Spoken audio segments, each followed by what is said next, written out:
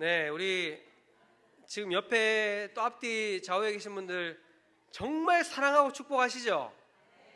네, 제가 지난주에 이제 피택자 교육이 이제 피택자 교육 그 주제가 피택자 중직자의 이제 교회 생활이었는데 거기서 이제 뭐 그냥 이제 실질적인 내용이었어요. 교회 안에서 사람들과의 관계 뭐 이런 내용이었는데 저는 우리 교회 성도님들이 진짜 모이면 서로 칭찬하고 축복하고 그 자리에 없는 사람 칭찬하다가 밤새는 그런 공동체, 정말 그런 공동체 되었으면 좋겠습니다. 왜냐하면 우리가 이 땅에서만 보고 헤어질 거 아니잖아요.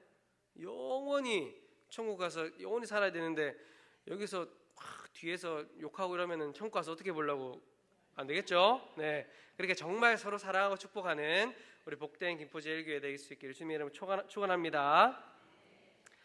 네, 오늘 읽은 말씀을 가지고 남은 날들을 사는 법에 대해서 말씀을 나누도록 하겠습니다. 먼저 우리가 생각해 볼 것이 있습니다. 뭐냐면 지금 이 자리에 있는 저와 여러분들, 제가 이제 성도님들께 여쭤볼게요. 성도님들은 인생을 몇 등분, 무엇을 기준으로 몇 등분해서 생각하고 계십니까? 인생을 무엇을 기준으로, 인생은 예를 들면 내 남편을 만나기 전과 내 남편을 만나고 난 후, 내 아이를 만나기 전과 아이를 만나고 난 후, 이런 식으로 보통 우리 인생을 생각할 때 보통 인생을 2등분, 인생을 이제 두 가지의 등분을 하는 경우가 많은 것 같아요. 무엇을 기준으로 하느냐? 주님을 만나는 것을 기준으로, 주님을 만나기 전과 주님을 만나고 난 후. 보통 그렇지 않습니까? 저만 그런가요? 네. 벌써 조심하면 안 돼요. 주님을 만나기 전에 나는 이랬는데 주님을 만나고 난 뒤에 저는 이렇게 바뀌었습니다. 우리 보통 그런 간증을 많이 하잖아요. 그런데 오늘 말씀을 보면, 오늘 말씀에 이제 베드로는 이 그리스도인들의 삶을 정확히 3등분하고 있습니다. 3등분. 첫 번째는 예수님을 만나기 전의 삶, 그리고 예수님을 만나고 난 후부터 다시 주님을 만나는 그 날까지의 삶, 그리고 마침내 주님을 다시 만나서 새하늘과 새 땅에서 영원히 함께하는 삶. 그게 우리 그리스도인들의 삶이잖아요. 그렇죠? 그리스도인들의 삶은 이 세 가지의 등분으로 3등분 된다라고 우리는 볼 수 있습니다. 베드로는 특별히 이 마지막 세 번째 예수님을 만나고 난 뒤에 영원히 새하늘과 새 땅에서 영원히 함께할 그 날을 살아있는 소망의 관점으로 우리는 이미 그 땅에, 영원한 그 땅에 이미 임했다라는 것을 가정하고 지금 우리가 살아가는 인생을 바라봐야 된다라고 베드로는 그렇게 권면하고 있습니다. 그는 우리가 이 땅에서 살아가는 시간을 남은 날들, 아니면 육신 안에 남은 시간이다라고 이렇게 베드로는 말하고 있어요. 그것은 우리의 삶이 이 땅에서 끝나는 것이 아니라 영광스러운 목적지를 향해 여행을 하는 나그네의 삶이다라는 것을 이야기하고 있죠. 베드로전서에서 계속 이야기하는 것은 교회는 이 땅을 나그네로 살아가는 그런 공동체다라는 것을 이야기하고 있습니다. 하지만 많은 경우에 우리의 신앙은 이 남은 날들, 또 살아있는 소망을 잊고 우리 그리스도인들은 오늘 이 땅에서 복받고 잘 되는 것에 머물러 있는 경우가 많이 있어요. 지금 이 땅에서 어떻게든지 좀 잘 살아야 될 텐데, 이 땅에서 좀 잘 먹고 또 좀 성공해야 될 텐데 라는 그런 이제 희망을 가지고 살아가다 보면 어떻게 되느냐? 이 땅이 마치 마지막인 것처럼 살아가게 되는 그리스도인들이 많다라는 것입니다. 교회는 영광스러운 목적지를 향해 가는 나그네이지만 교회가 가는 길은 순탄한 길이 아니에요. 그냥 탄탄대로가 아니잖아요. 그렇죠? 예수 믿는 성도들이 가는 길이 탄탄대로입니까? 고난과 역경이 항상 도사리고 있는 그런 길을 우리 교회는 나아가고 있습니다. 사랑하는 성도 여러분, 이 자리에 있는 여러분들 가운데 혹시 고난의 길을 걷고 있는 분 있으십니까? 고난의 길? 세상은 우리가 세상과 좀 다르게 살면 왜 그렇게 유별나냐? 왜 그렇게 사느냐? 왜 그렇게 어리석게 사느냐? 세상은 그렇게 우리에게 이야기합니다. 오늘 우리가 읽은 이 말씀은 그런 비난 속에서도 흔들림 없이 하나님의 뜻을 따라 사는 길을 이야기하고 있습니다. 초대교회 성도들은 믿음 때문에 고난을 많이 겪었죠. 베드로는 그들에게 이렇게 말합니다. 그리스도께서 육체의 고통을 겪으셨으니 여러분도 같은 마음가짐으로 무장하십시오 라고 말씀하고 있습니다. 이 말씀은 단순히 고난을 인내해라, 고난을 참아라 라는 그런 단순한 위로가 아닙니다. 이것은 그리스도인들이 고난의 마음을 영적 무기로 삼아서 정욕을 끊고 하나님의 뜻을 따라 살아가라는 명령입니다. 오늘 우리가 함께 나누고자 하는 말씀의 핵심은 그리스도의 고난을 본받아 정욕과 결별하고 하나님의 뜻을 따라 살아가자라는 것입니다. 오늘 말씀을 통해서 베드로 사도가 우리에게 가르쳐주는 남은 날들을 어떻게 살아가야 하는 것인가, 우리가 그것을 함께 나눠보길 소망합니다. 우리가 살아가야 할 남은 날들을 어떻게 살아가야 하는가. 첫 번째, 같이 한번 큰 목소리로 따라하겠습니다. 고난으로 무장하는 삶. 네, 고난으로 무장하는 삶을 살아야 한다는 것입니다. 오늘 본문 1절은 이렇게 시작합니다. 현대인의 성경으로 보면 그리스도께서 육체의 고통을 겪으셨으니 여러분도 같은 마음가짐으로 무장하십시오. 여기서 한국어 성경에는 빠져 있는 것이 그러므로라는 접속사가 앞에 붙어 있어요. 오늘 말씀 바로 앞장인 3장 22절에서 베드로가 예수 그리스도께서 부활하여 하늘에 오르시고 모든 권세와 능력을 복종시키셨다라고 위대한 승리를 선포했습니다. 그리고 나서 그러므로라는 말과 함께 지금 고난을 이야기해요. 앞에서 예수님이 승리하셨다라고 말하고 바로 그러므로 고난을 이야기하고 있는 겁니다. 이것이 무엇을 의미할까요? 그것은 십자가의 고난 없이는 부활과 승천의 영광도 없다라는 것입니다. 예수님의 그 십자가의 고난 없이 그 이후에 부활과 승천의 영광도 당연히 없겠죠. 그리스도의 십자가는 그분이 우리에게 오신 길이자 동시에 우리가 하나님께로 나아가는 유일한 길입니다. 그런데 여기서 무장하십시오라는 말씀은 군사적인 의미잖아요. 그렇죠? 군사적인 의미. 군인이 전쟁을 앞두고 갑옷을 입고 이제 무장하는 것 아닙니까? 이제 전쟁에 나갈 준비를 이제 완수하는 게 무장한다라는 것 아닙니까? 지금 베드로는 고난을 갑옷으로 입으라라고 얘기합니다. 고난을 갑옷으로 입으라라고 말씀하고 있어요. 이것은 삶의 태도와 신앙의 방향을 말하는 겁니다. 이 표현은 고난 앞에 정신적으로 준비하라. 고난 앞에 정신적으로 준비하라는 뜻입니다. 즉 고난에서 도피하거나 무작정 고난을 감내해라, 그냥 무작정 참아내라 라는 것이 아니라 내가 진짜로 주님을 위해 고난을 받아도 괜찮다라는 그런 마음 상태를 이야기하는 거예요. 고난은 피하는 것이 아니라 준비해서 싸워야 되는 것입니다.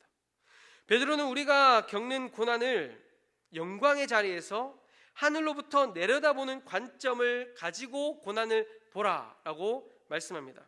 이것이 바로 그리스도께서 가지셨던 마음이고 가지셨던 그리스도께서 가지셨던 관점이죠. 히브리서 12장 2절에 보면 예수님에 대해서 이렇게 말씀하잖아요. 그 앞에 있는 기쁨을 위하여 십자가를 참으사 부끄러움을 개의치 아니하시더니라고 말씀하고 있습니다. 예수님이 고난을 앞에 두고 고난 너머에 있는 영광을 바라보셨기 때문에 그 십자가에 대한 부끄러움을 개의치 않았다라고 말하고 있는 것이죠. 우리 역시도 우리가 예수 그리스도를 믿음으로 이 땅 가운데 살아갈 때 부딪히게 되는, 만나게 되는 많은 고난들이 있지만, 우리가 그 고난의 그 결승점, 마지막에 무엇이 기다리고 있는지 우리가 압니까, 모릅니까?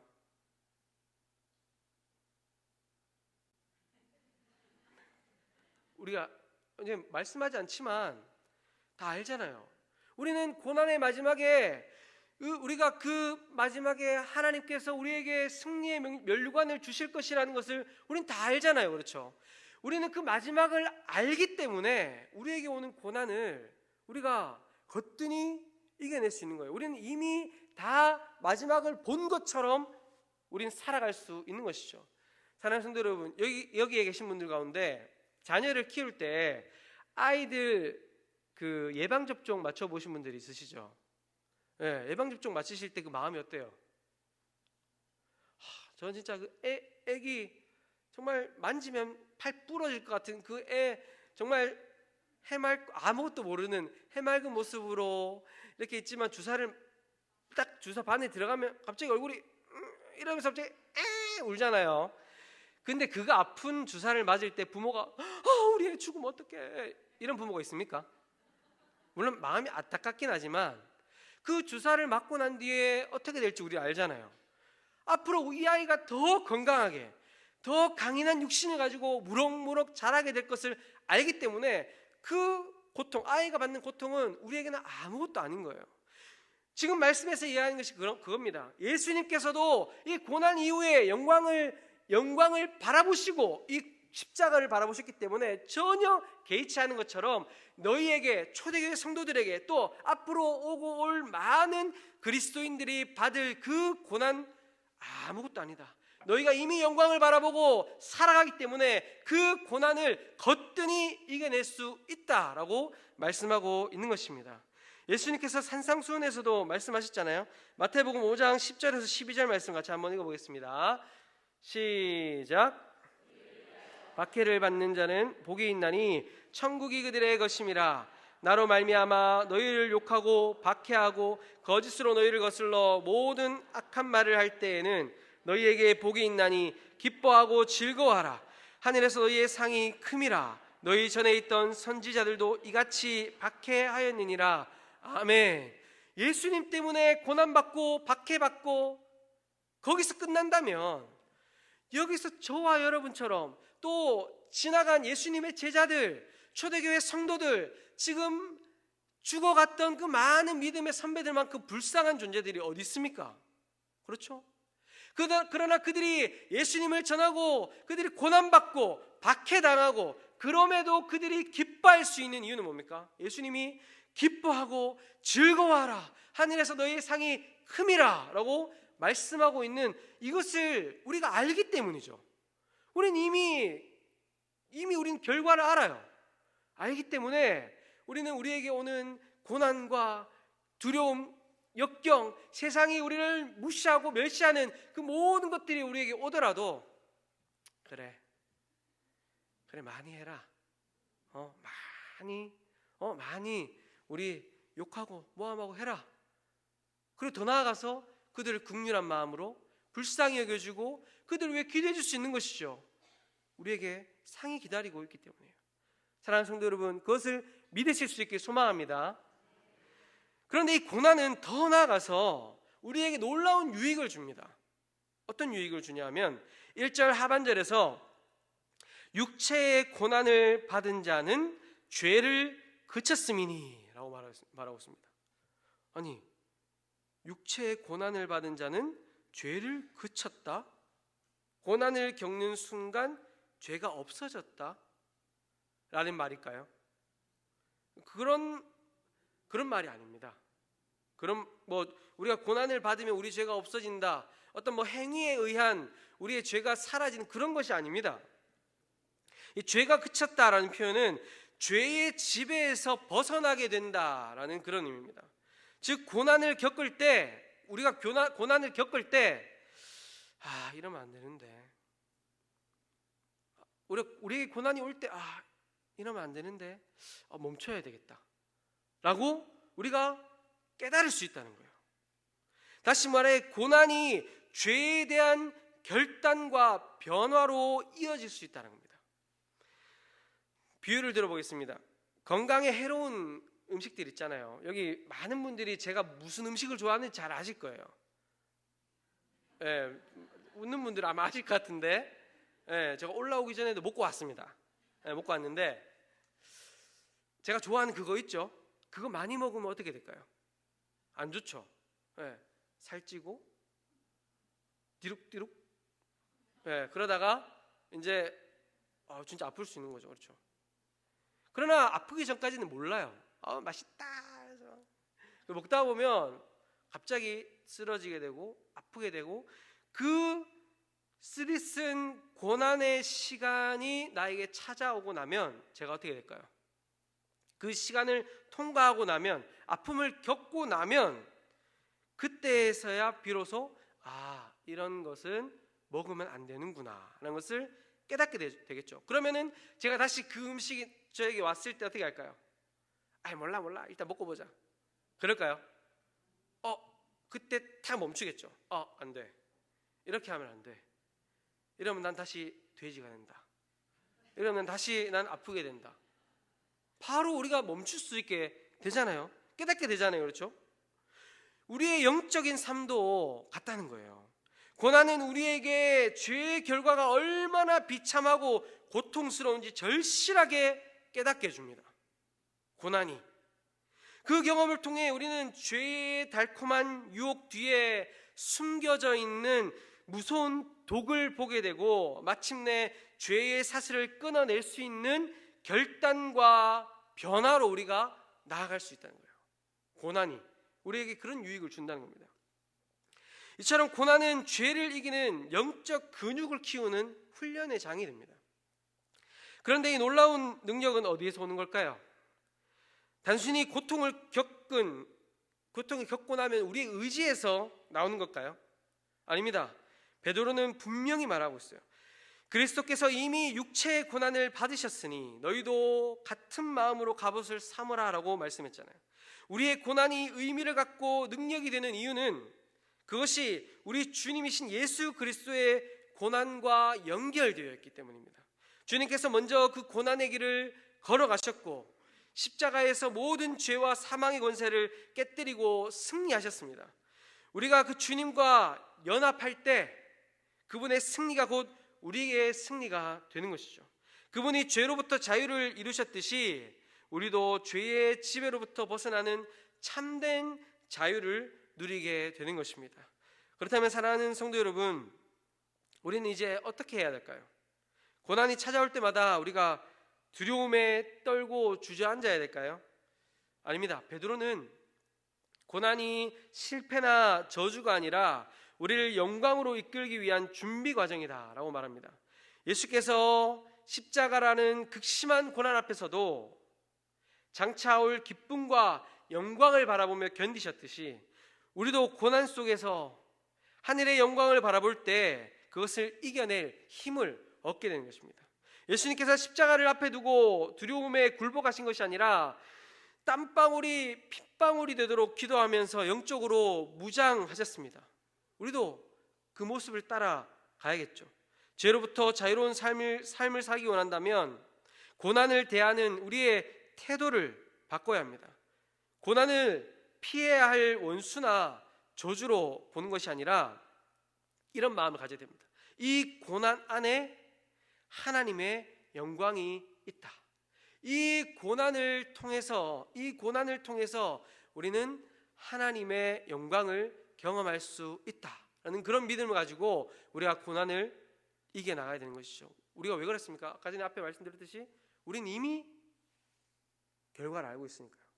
우린 이미 다 경험해 본 것처럼 영광의 그 관점에서 우리의 고난을 바라보아야 될 줄 믿습니다. 그렇게 살아갈 수 있는 저 여러분 될 수 있기를 주님의 이름으로 축원합니다. 두 번째는 같이 한번 읽어보도록 하겠습니다. 시작. 다시 죄의 홍수 속으로 뛰어들지 않는 삶. 다시 죄의 홍수 속으로 뛰어들지 않는 삶을 살아야 되는 거예요. 우리의 남은 삶을. 베드로가 우리가 읽은 말씀 앞에 3장 후반부에 노아의 방주의 이미지를 가지고 구원에 대한 말씀을 하거든요. 베드로전서 3장 후반부에 우리는 예수 그리스도라는 방주에 올라타서 심판의 홍수에서 건짐을 받은 자들 아닙니까? 그렇죠? 그런데 우리의 마음에 이런 유혹이 있다는 거예요. 방주로 건짐을 받았는데 다시 물을 바라보고 있다는 거예요. 언제 다시 또 뛰어들지? 그런 물에 다시 뛰어들려고 하는, 죄로 다시 뛰어들려고 하는, 과거로 다시 뛰어들려고 하는 그런 우리의 죄된 마음이 우리에게 있다는 것이죠.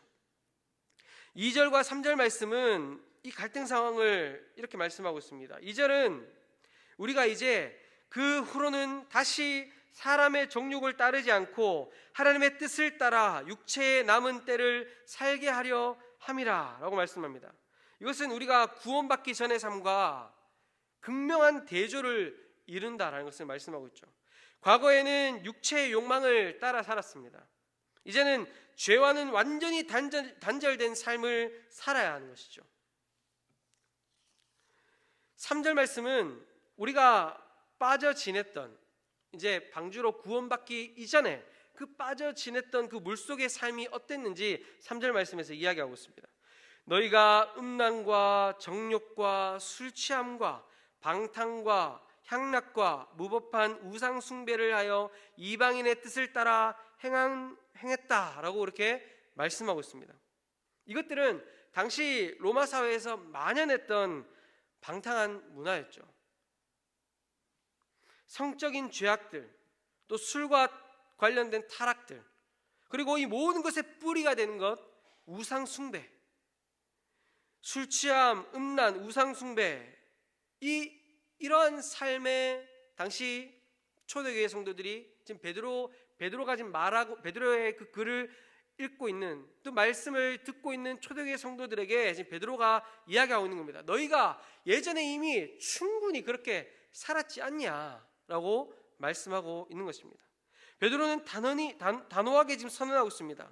그렇게 살아본 것으로 족하지 않느냐.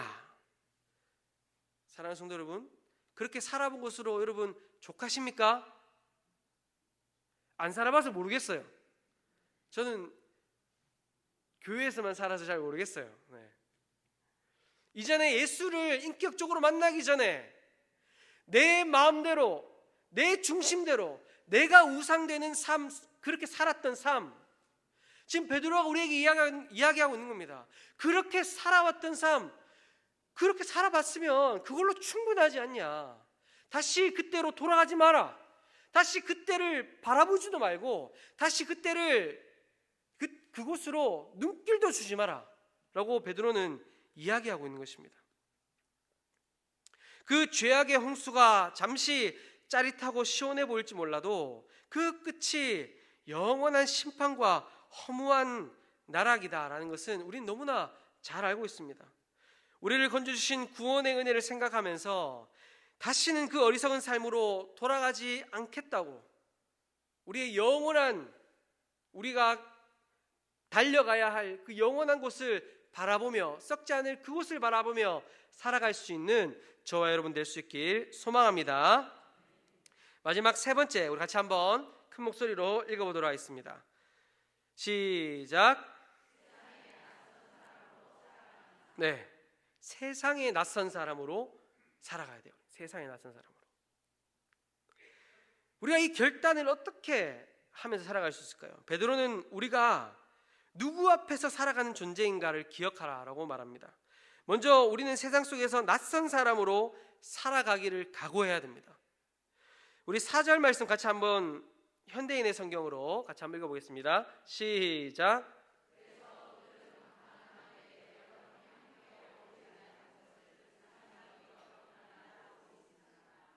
아멘.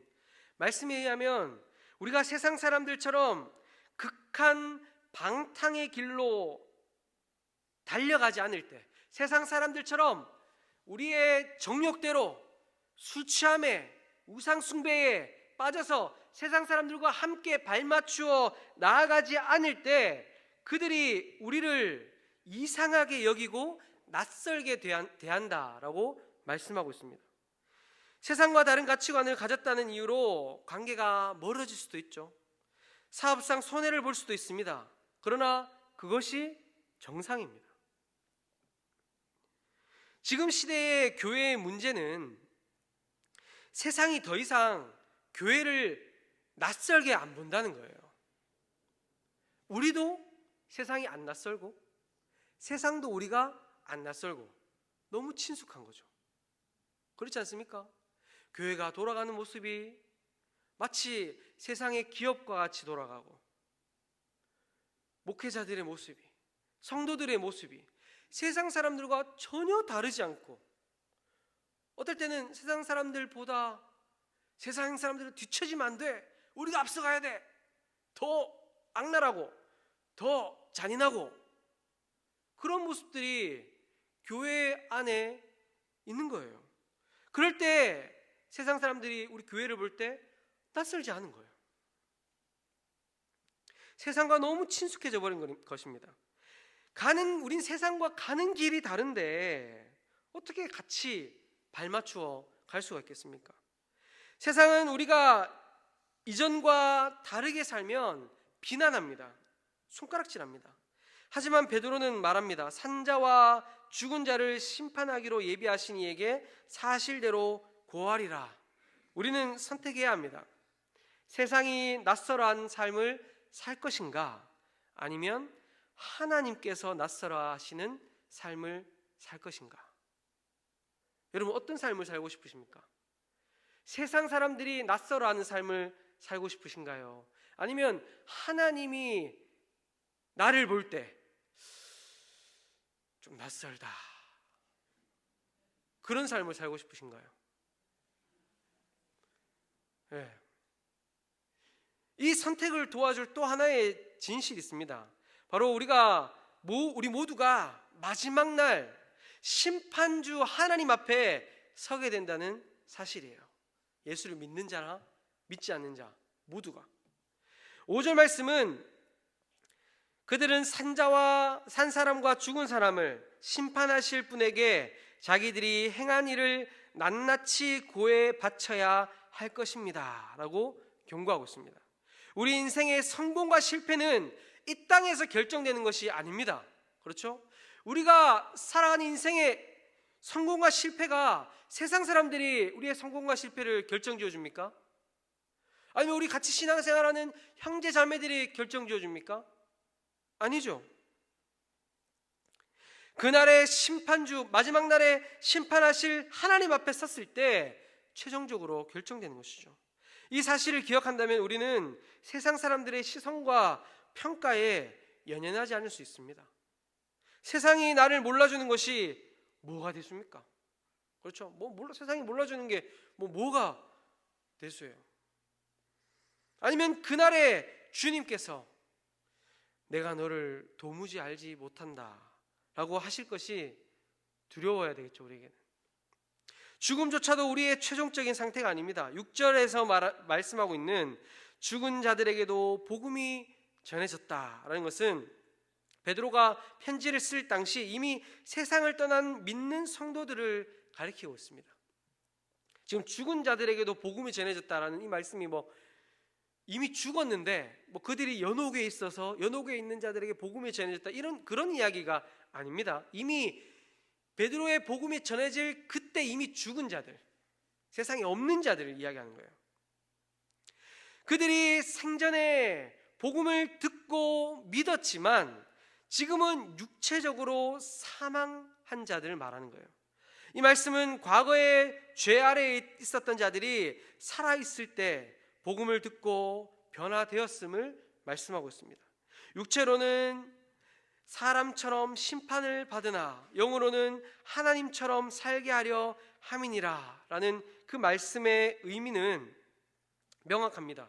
비록 그들이 이 땅에서 고난을 받고 비난당하며 결국 육신의 죽음을 맞이했지만 그들이 살아있을 때 들었던 복음으로 말미암아 하나님 앞에서는 영으로 영원히 살게 되었다라는 그런 소망의 메시지죠.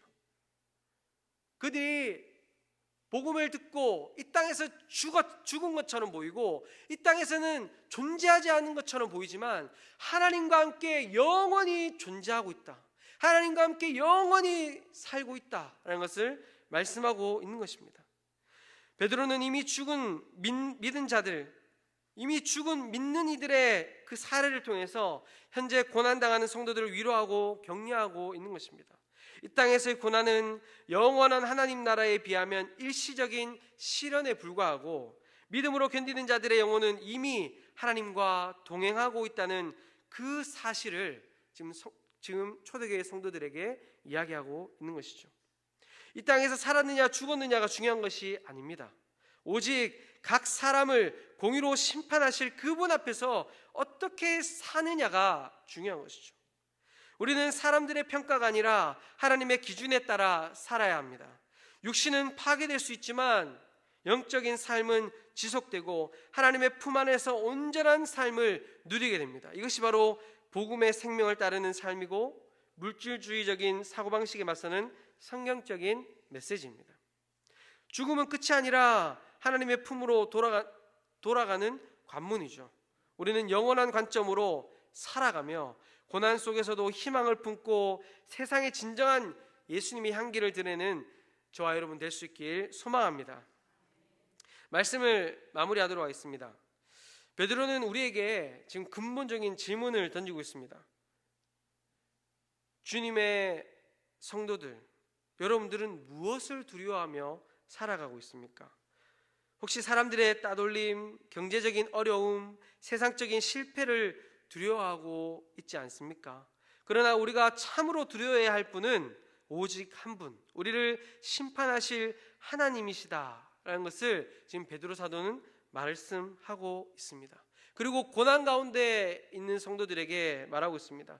고난 가운데 있습니까? 고난 이후에 우리의 끝에 이미 예비되어 있는 그 영광, 그 상을 이미 받은 것처럼 우리의 고난과 남은 인생을 바라보면서 살라라고 바울은 말씀하고 있는 것입니다.